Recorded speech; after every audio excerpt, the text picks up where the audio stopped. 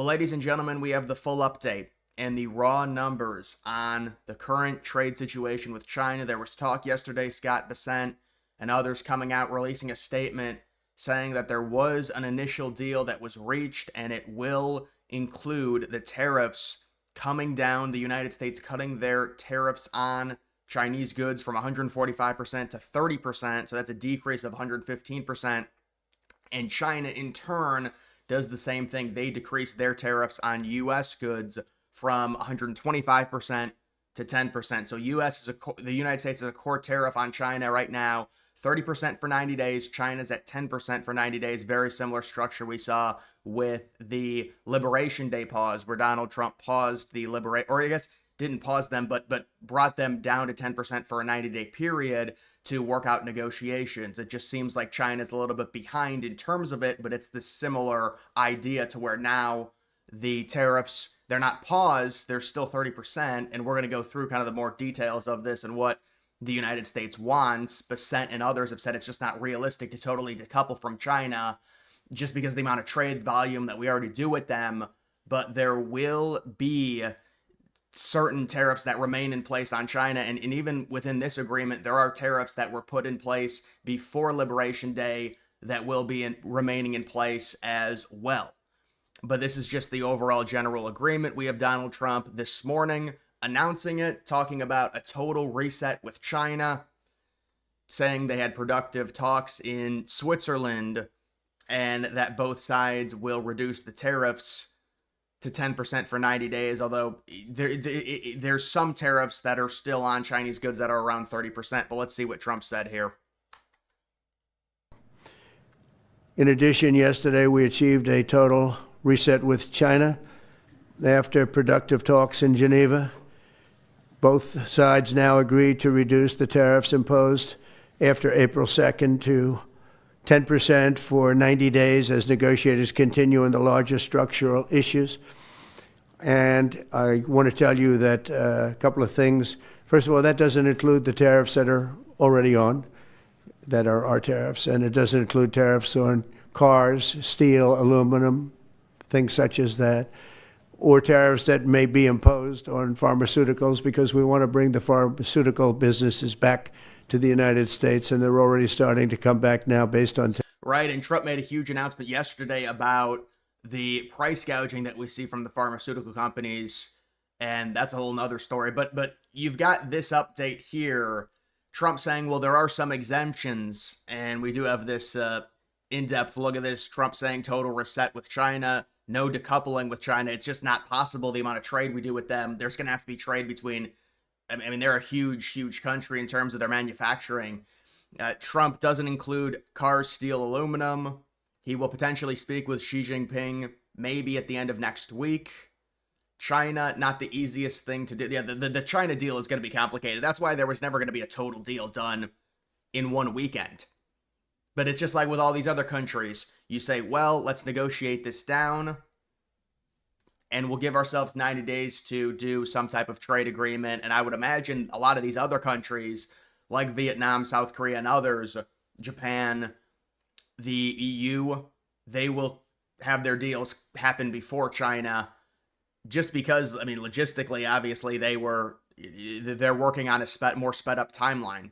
This is Scott Bessent, and what he's saying, both sides agree we don't want generalized decoupling. Phase 1 deal with China offered a template, so it's just a base in terms of their first deal that they had, although the deal really was just to downscale the tariffs and pause them. We don't have the official trade deal yet. Bessent saying we'll see where the final China reciprocal tariff ends, and there still will be tariffs on China, there's no doubt about it. They're saying this is a base, so the tariffs potentially can only go up from here. I saw that as well. Yeah, they call it a floor. The tariff level is a floor. So basically, whenever we work out a deal with China, this is the floor in terms of the tariffs that they're going to be hit with. So it's either going to be this or it's going to be more tariffs in the new deal. Because, again, if you want the domestic production to get kickstarted, you have to commit to heavy tariffs against China. Not 145% tariffs, but you could also talk about maybe strategical tariffs on certain things to where we could get away with bringing those jobs back to the United States and not have to face the inflationary effect. But also another thing, when you're talking about the situation with China, people are saying, well, it's immediately they're going to lower rates, the next Fed meeting. I really don't think it's going to happen because this trade deal with China, think about it. We had the original 90-day pause after Liberation Day to where you say, okay, every country is getting hit with 10% except China. Maybe you could argue, well, it was because of China. That's the reason why they didn't lower the rates. But I think it's a general thing to where until these deals actually get worked out, like this is not a trade deal. It's just an agreement to say, all right, we have a 90-day plan now. Now at least there's a timeline to where you have 90 days to come to an agreement on a new trade deal. But until that happens, I don't see them cutting rates. But I think Trump understands the only way Powell will cut rates is when the Fed feels comfortable with the current tariff situation. And the haziness, the 145% tariff, they're going to view that long term as inflationary, although there is a period to where you're not really going to feel a tariff inflationary effects because it's a lag.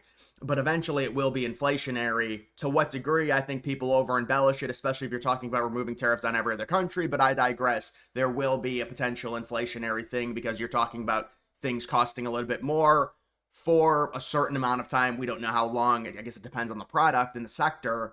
But things would cost more because obviously you're producing things in China. Why do these companies move all their factories to China? Because it's cheaper. And they can undercut other prices that are other products that are made in the United States. But the point here is that once we get all these trade deals worked out, whether it's by June, July, whenever, I think a lot of these other deals are going to happen before the huge Chinese deal, and then maybe the China deal is the last or something along those lines. We will see Q3, Q4 significant rate cuts. We will see an amazing time in the market. It's virtually guaranteed outside of something crazy happening within the Middle East, although the Middle East stuff that's come out has been amazing to where Trump now is telling Netanyahu he's done and there's not going to be this aggression against Iran. Now he's negotiating directly with Hamas on hostages. Now they're talking about possibly recognizing Palestine, maybe setting up some type of agreement, peace settlement there between Israel and Palestine. They're trying to get something going, but Israel just won't stop in terms of their attack on Palestine. But when it comes to something like this, I mean, we've got so many things. You've got Russia, Ukraine. Now it's come out. Zelensky meeting with Putin, first time face-to-face in like 3 years. It's going to be an amazing time in the markets within the next 4 or 5 months. As long as there's nothing catastrophic that happens that Trump can't control. Even this India-Pakistan situation, what I've been reading on that is just, it's extraordinary. You had Pakistan concerned that, listen, they were like, we're getting crushed. We're done. India's hitting all of our military bases. We may have to escalate this to a nuclear level, and then that's when Rubio and Vance stepped in. They got peace. That's what I heard on that situation. You've got Bessent here saying April 2nd level would be a ceiling for China. Well, that was right at, that was Liberation Day, was April 2nd, when Trump hit them with extreme tariffs. Well, you know what? I think he hit them with 34% tariffs because they originally had 20% and then 34%, and then it started getting escalated because China responded with their own 34%. That's what happened. So it was, I think, a total of 54% tariff on China on Liberation Day, or maybe it was 74%, but it wasn't 145%. That was through escalation because China hit us with tariffs, and then we tariffed them back, and then they tariffed us back, and so that's how it got to 145% and 125%. But I mean, that's, we're gonna sit there, go back and forth. That's really not strategy when we do that. So it's important, bring them back down and have a formal negotiation. We now have a process in place to avoid China escalation. Implausible tariffs on China go below 10%. We want to see China boost consumption, open their market. China and the U.S. move to ease trade tensions early Monday, agreeing to a temporary 90-day reduction on reciprocal tariffs on each other's goods, according to a joint statement released by both governments on X. The accord, viewed as a breakthrough in a multi-month trade war between the world's two largest economies, helped spark a rally in global markets. S&P 500 futures rose 3%, while NASDAQ futures gained 4%. European markets also advanced as well. The joint statement says the United States will reduce the levies on China imports mostly from 145% to 35% by Wednesday. The United States will suspend its 34% reciprocal tariff imposed on April 2nd for 90 days. But retain the 10% tariff during the period of the pause. The 10% tariff continues to set a fair baseline that encourages domestic production, strengthens our supply chains. Yeah, but, that's really not going to change. You're talking about a 10% tariff. They can still undercut those prices at a 10% tariff. China can. So you could say, well, maybe it'll help some certain industries, but that's not going to see a huge domestic boom in production. But I mean, they have to say that because you're talking about this is the baseline. So when we do a trade deal with China, it's going to be higher than this. It's weird because originally I was like, people were like, well, 145% tariffs. When we would negotiate the trade deal, what's going to happen? They're going to come way down. Well, now they've already come way down because this is what you do. It's a 90-day negotiating period. You create and you force a timeline. So now there's a 90-day timeline. That's the point. So I think the tariffs are going to go back up, I would expect, in certain sectors from the 10%. But you also have to understand there are certain tariffs that are above 10%, depending on what Trump was talking about with steel, aluminum, and others. And you've got China reducing their tariffs. China will also suspend its initial 34% tariff on the United States that they hit us with after Liberation Day when we hit them with 34%. Because we had originally a 20%, then we hit them with 34%, so that's 54%, then they hit us with a 34%. So that's why they've been behind us in terms of that. So we went up to 145%, they were at 125, and they've both come down. The White House wrote on X that these trade talks will address America's trade imbalances. U.S. goods trade deficit with China is around $300 billion in 2024. Yeah, so they were talking about, I think our total deficit with everyone was 1.2 trillion. That's what it was. I was wondering what that number was yesterday. I thought it was like 100 billion more than 300 billion, but they're saying it was 300 billion in 2024. I guess it ebbs and flows every year, but 300 billion in terms of a trade deficit with China. And so I would imagine the actual trade deal is going to work to lower that. It can't go down to zero. It's just China has a bigger population. They have more manufacturing. So it's really not it's not realistic for it to go down to zero, I don't think, unless and that's what Bessent said. He said it's not going to be a total decoupling. It just can't be. Yeah, Trump did say this 80% tariff on China seems right, up to Scott Bessent. I don't know what I mean. He's just throwing something out there, I guess. But yeah.